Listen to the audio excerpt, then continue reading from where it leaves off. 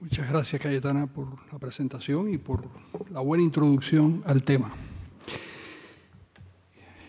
Yo voy a utilizar unos minutos en explicar o tratar de explicar qué es lo que hay detrás del socialismo del siglo XXI, esta cosa un poco loca que ha surgido en Venezuela. Y la clave está la explicación está en un discurso que pronunció el que entonces era canciller de Cuba, Felipe Pérez Roque, en diciembre del 2005 en Caracas. En ese texto, que estuvo un tiempo en Internet y luego ellos han conseguido extirparlo de Internet, Pérez Roque contaba cuál es la lógica de lo que ellos se proponen. Fidel Castro y Hugo Chávez llegaron a la conclusión de que la Unión Soviética había desaparecido como consecuencia de una traición del señor Gorbachov y una traición a los proletarios y a los pobres del mundo y al tercer mundo. Y la función de Caracas y La Habana era constituir un eje capaz de sustituir a la Unión Soviética en la conquista del mundo. Eso, por supuesto, que es delirante suponer que La Habana y Caracas van a sustituir a la Unión Soviética en la conquista del mundo, pero el hecho de que haya personas que se propongan cosas enloquecidas no quiere decir que no lo intenten. Y eso es precisamente lo que han intentado. Y lo han intentado a base de los petrodólares venezolanos, los decenas de miles de petrodólares venezolanos. Cayetana hablaba hace un momento de cómo había voces. Me imagino que estaba pensando en Podemos y el grupo que ha aparecido en España de chavistas. Bueno, esa es una expresión de esa estrategia de conquista planetaria. ¿En qué consiste? ¿O cómo se va a llevar a cabo? ¿O cómo se está intentando llevar a cabo? Mientras la toma del poder en época de los bolcheviques era con una huelga general que iba a dar al traste con todas las sociedades constituidas, y luego el castrismo introdujo la variante de la violencia revolucionaria y el foquismo como un pequeño grupo de clases medias, intelectuales, que iban a alzarse contra las instituciones constituidas, iban a tomar el poder como pasó en Cuba. La variable del socialismo del siglo XXI es la vía electoral, es decir, utilizar los procedimientos de la democracia y las instituciones de la democracia para desmontar las instituciones de la democracia, para terminar precisamente con la idea del Estado de Derecho, como lo conocemos nosotros en Occidente, con la separación de poderes. Hay una integración entre diversos grupos revolucionarios que uno los encuentra en París, los encuentra en Valencia, por ejemplo. Yo me acuerdo que los venezolanos hablaban de una sala situacional que existía en Valencia, donde había un grupo de profesores que fueron los que construyeron las constituciones, fueron muy importantes en la Constitución de Venezuela, en la Constitución de Ecuador, sobre todo. Y había una integración, existe una especie de coordinación de esfuerzos revolucionarios que ahora van por la vía de la toma del poder electoral. Yo creo que eso es mucho más peligroso de lo que cualquiera puede suponer. No me parece que sea algo que se pueda tomar festinadamente como un pequeño esfuerzo de gente delirante del tercer mundo. Yo creo que eso, con el know-how aprendido por Cuba de la Unión Soviética, que es lo que aporta Cuba, que recordar que en los años 60 en Cuba llegaron 40.000 soviéticos que montaron el sistema, enseñaron a los cubanos todo lo que es la tecnología de la construcción de jaulas políticas y de represión, y lo hicieron desde el punto de vista de ellos muy bien.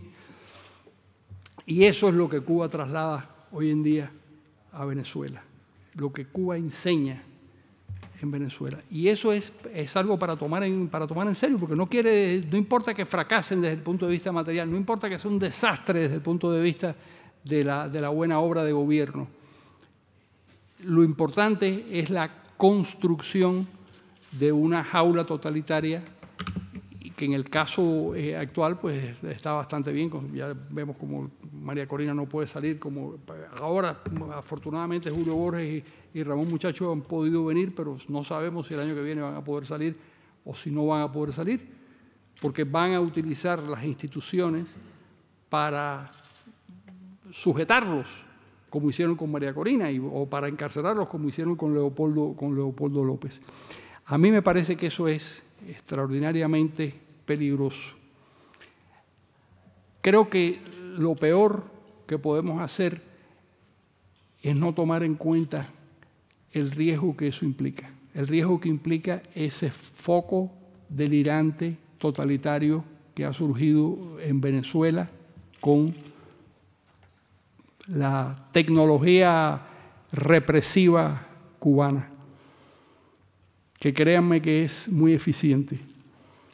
Una vez que ese aparato logra cuajar, es muy difícil zafarse de él. Se pudo en el bloque del Este cuando desapareció, cuando en Moscú desapareció el tipo de control que existía hasta épocas de Brezhnev. Recuerdo una conversación con Alexander Yakovlev, que fue el teórico de la perestroika, que me contó cómo fue que ellos fracasaron y por qué al final estaban de acuerdo en que lo mejor era desmontar el sistema como consecuencia de una cosa asombrosa, como me dijo él. Me dijo, bueno, es que descubrimos que no se adaptaba a la naturaleza humana. Bueno, pero imagínense que después de 70 años ese descubrimiento es realmente asombroso. Bueno, tenemos hoy con nosotros a dos personas que están en el ojo del huracán luchando por defender la democracia, por defender las libertades, que lo hacen además con una valentía extraordinaria, a riesgo de sus vidas. A Julio lo han golpeado varias veces. Ramón, tú no has tenido todavía esos episodios. No, el de golpes. El de los golpes, pero eventualmente sí. las amenazas me imagino que sí, claro, que sí son todas. directas de Maduro. Directas de Maduro, Y en ¿no? televisión. Sí. Bueno, esperemos que el pajarito no le diga que te golpee, porque eso sería muy grave, ¿no? Vamos a escuchar y a ver a María Corina, que me parece que es lo más conmovedor que nosotros podemos presenciar de cuanto ocurre en Venezuela, que además es muy triste. Déjenme concluir diciendo que durante 40 años visité Venezuela con bastante frecuencia, durante los 40 años de la democracia. Porque siendo muy jovencito, me escapé de la cárcel en Cuba y me asilé en una embajada en La Habana, y de pronto esa embajada rompió relaciones con Cuba y nos vimos sin protección. Y llegó la diplomática, que era la encargada de negocios de Venezuela, con la bandera venezolana como el séptimo de caballería. Puso la bandera y nos protegió. Éramos 14 muchachos, casi todos en ese momento, 14 jóvenes. Y al final, cuando logramos salir 8 meses después, éramos ya 150 personas que vivíamos en esa misma casa, ¿no? Pero desde entonces le guardo una gratitud inmensa a los venezolanos porque se portaron con una extraordinaria generosidad con nosotros. Y todo lo que hagamos por ayudarlos es poco con relación a lo que ellos hicieron por ayudar a la democracia en América Latina. Venezuela fue el refugio de todos los asilados de distintas partes, de los que huían de del Chile de Pinochet, los que huían de distintos lugares de Argentina, los que huíamos de Cuba. Así que ahora es el momento de devolverles tantos favores que nos hicieron a los venezolanos. Vamos a oír lo de María Corina. Muy queridos amigos de FAES, lamento muchísimo no poder acompañarlos físicamente en esta oportunidad como he estado en los últimos 2 años.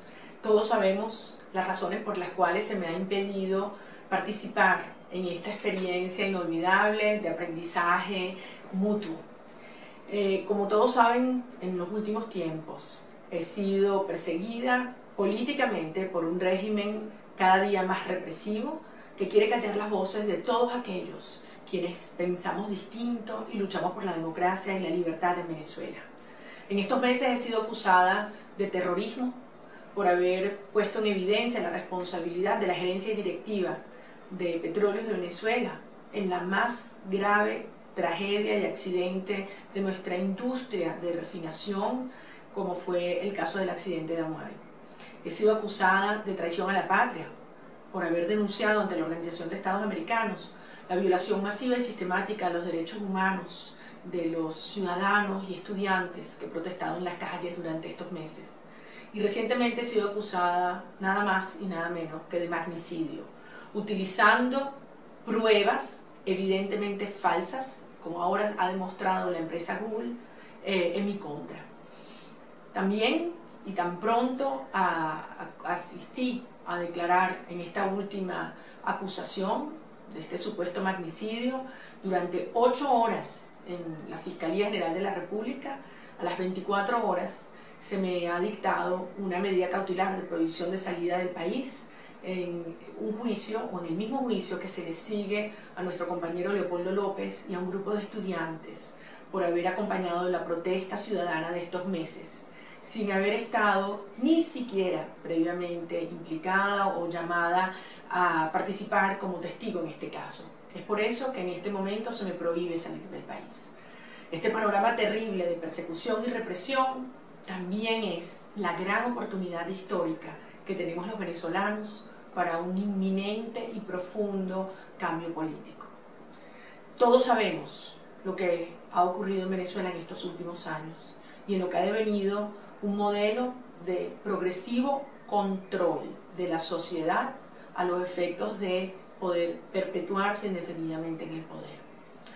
En el nombre de los pobres se ha cometido todo tipo de violación a los derechos civiles, económicos, sociales y políticos de los venezolanos. Se han violado todos los fundamentos, los elementos esenciales de la democracia. En el nombre de los pobres se destruyó un sistema judicial en aras de una justicia popular. Hoy, más del 80% de los jueces en Venezuela son jueces temporales, designados por una comisión judicial que la encabeza nada más y nada menos que la presidenta del Tribunal Supremo de Justicia, quien fue diputada de la Asamblea Nacional por el PSV, embajadora y militante de este partido. Hoy podemos ver cómo en un periodo de 5 años, entre el 2007 y el 2012, más de 900 sentencias de la Sala Política Administrativa, de esas 900 sentencias, solo 7 fueron adversas a la posición del Estado en favor de los accionantes. Estos 7 eran todos funcionarios públicos. Como vemos, la justicia revolucionaria y la justicia popular ha destruido la posibilidad de que los ciudadanos tengamos confianza en esta institución. Más allá, en nombre de los pobres, se ha destruido la capacidad productiva del país, promoviendo lo que se llama la propiedad social, que ha llevado a expropiar empresas medianas, pequeñas, grandes, comercios y fincas. Hoy tenemos menos del 40% de nuestro tejido industrial y más de 5 millones de hectáreas productivas han sido totalmente liquidadas en posesión del Estado. En el nombre de los pobres se ha llevado adelante un proceso de hegemonía y control comunicacional, cerrando medios, persiguiendo periodistas y sembrando la más brutal censura y autocensura. Todo esto ha llevado a una situación deplorable en la calidad de vida de los venezolanos, que es conocida alrededor del mundo. No solamente tenemos la inflación más alta del planeta, tenemos niveles de escasez por encima del 30%, pero además, en nombre de los pobres, se han generado mucho más pobres. A finales del año 2012, en Venezuela había 1.483.000 familias en situación de pobreza. Un año después, y según cifras del propio Instituto Nacional de Estadísticas, esta cifra se eleva a 1.899.000 familias, un aumento del 30%, en un periodo en el cual Venezuela vive su mayor bonanza petrolera de la historia. Es por eso que en nombre de los pobres se ha puesto en práctica un sistema de dominación y control que busca tener una sociedad reducida a la pobreza, a la violencia, a la oscuridad y al miedo. Por esto, por esta desesperación que se fue sembrando en los corazones y las conciencias de los venezolanos, a principios de este año, los jóvenes, los más jóvenes, nuestros estudiantes, hicieron un llamado a toda la sociedad venezolana, de sus conciencias a nuestros corazones. Un llamado que buscó despertar un país frente a la necesidad profunda de un cambio en nuestra situación y en nuestro sistema político. Un cambio que implicaba la conciencia individual de nuestra responsabilidad frente a un régimen incapaz, pero cada vez más represivo y totalitario. Vivimos entonces unos meses de un despertar sin precedentes, un movimiento cívico, un movimiento ciudadano pacífico, que tuvo lugar en todos los rincones del país. Los ciudadanos salimos a la calle, clamando libertad, dignidad, respeto, justicia, solidaridad.